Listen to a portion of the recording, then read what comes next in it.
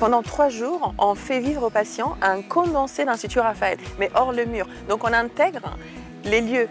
Ici, on a choisi un lieu qui est chargé d'histoire. C'est vraiment un dialogue qui se crée, une énergie collective.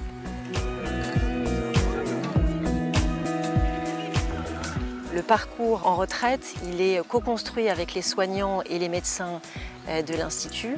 On a préparé chaque atelier pour que les uns et les autres se croisent, pour amener le patient à cultiver sa résilience. La thématique de cette retraite, c'est la résilience.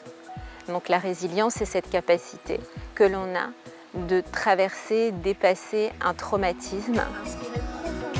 Donc on apprend à se poser, à prendre un peu de recul et à se détendre. Et effectivement, je pense que ça correspond vraiment à un besoin chez quasiment tous les patients de l'Institut.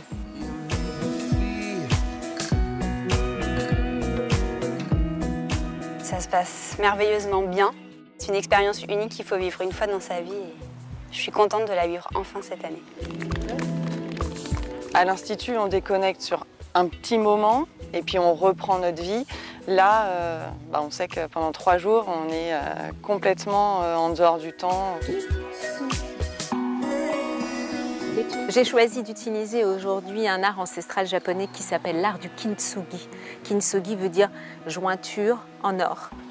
Elles ont ramené un objet sur lequel elles ont un affect particulier, un objet précieux. Et il a été question de le briser, de le casser et de voir ces éclats en 1000 morceaux comme leur vie qui, à un moment donné, a subi ce choc. Ça a été une expérience incroyable. Je ne m'attendais pas à vivre autant d'émotions. J'en ai même pleuré. Le fait de visualiser ce qui se passe à l'intérieur de nous.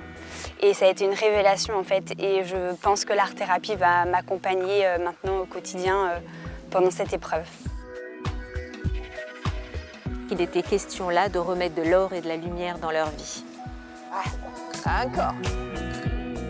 J'ai senti auprès de chaque participant ce mouvement intérieur, une évolution profonde et puissante, et plus d'ancrage. L'après-cancer est parfois plus difficile que pendant.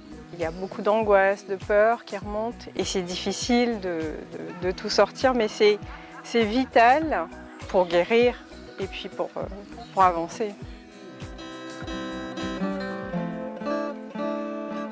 Au fur et à mesure des 3 jours, on les amène finalement à mieux accepter ce qui se passe pour eux, pour en faire une force. Donc au niveau de l'ambiance, eh bien, c'est changeant.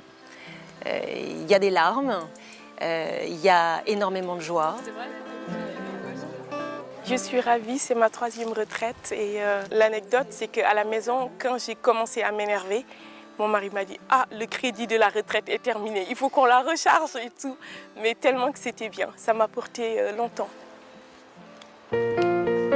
À l'Institut Raphaël, on utilise la sophrologie comme technique destinée surtout à apporter du mieux-être à nos patients.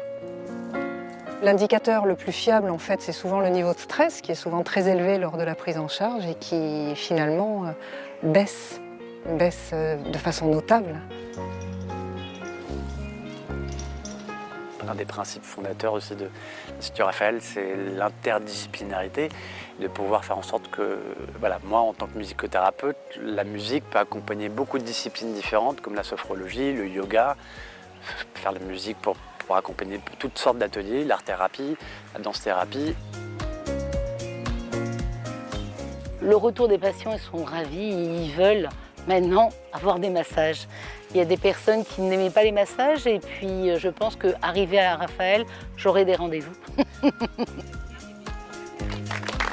avons monté l'association des patients de l'Institut Raphaël. Nous sommes en complète synergie avec l'Institut Raphaël. Nous avons complètement adhéré à sa fonction humaniste et à la portée de ce qu'il offre aux patients. Et nous essayons donc de faire perdurer cette action.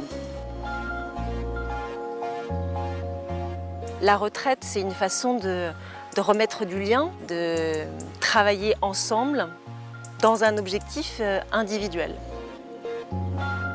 On a tous changé, on a tous évolué ensemble. Ah, L'Institut Raphaël, c'est merci d'exister, quoi. C'est énorme. Je pense qu'on fait un bond en avant au niveau de la reconstruction. On ne peut pas revenir à la vie d'avant parce qu'on a été transformé, mais c'est une nouvelle vie qui commence et on a beaucoup d'outils justement pour démarrer cette nouvelle vie.